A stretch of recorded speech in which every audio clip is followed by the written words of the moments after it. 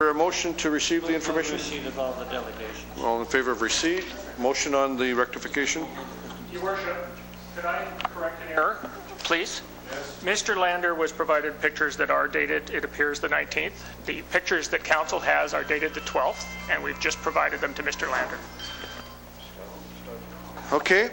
So on the basis of the pictures that we saw for today, what is Council's decision? Councillor Holdham, you have a point? I just had a question of staff about the other one. The pictures we have for 395 7th Street do reveal a real mess, but I'm alarmed to think that we had to use a bucket truck. What do they call it?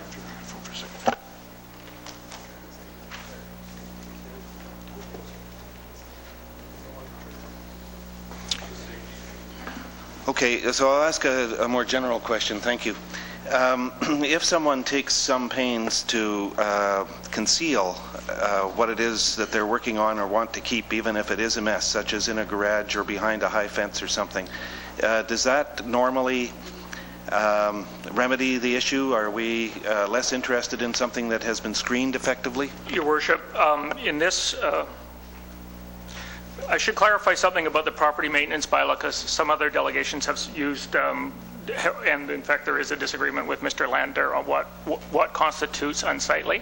The reason we provide Council with pictures is because the determination is in Council's wisdom. We have a standard that we understand ourselves, and Mr. Church can speak to that in terms of consistency, but Council is the determinant of what is unsightly. In the case in point, for public security reasons, these pictures were taken from a different angle.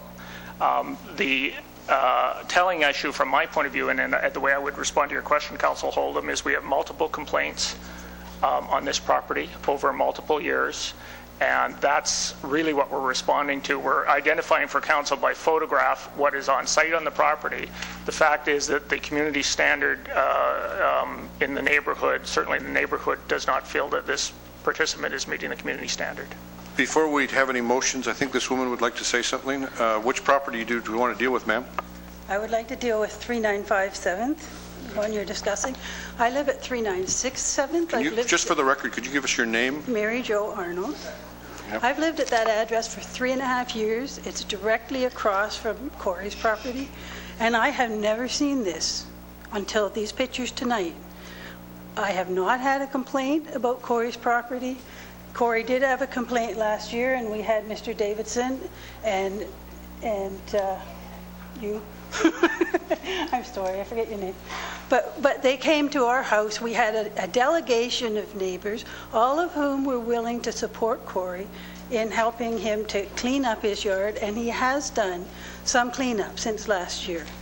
And there's only one picture out of all these pictures that even reflects anything that's in public view, and that's the last picture and the second last picture. And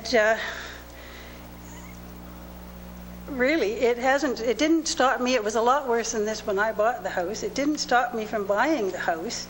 It didn't stop the people from next door, where the original pictures were taken from the kitchen, to buy their house. They put in a new fence and pulled up the old fence and dropped it on Corey's property last summer, and that was part of what we were dealing with then.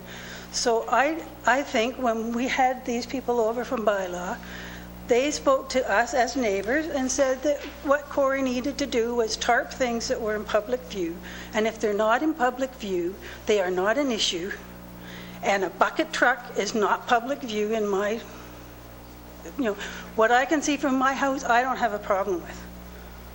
Thank you, ma'am. Are there any questions? Thank you. Thank you.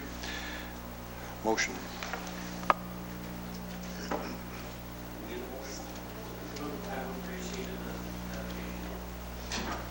Move, Councillor Sherry, seconded Councillor Holdham, that we receive that delegation. All in favor? Any motions on the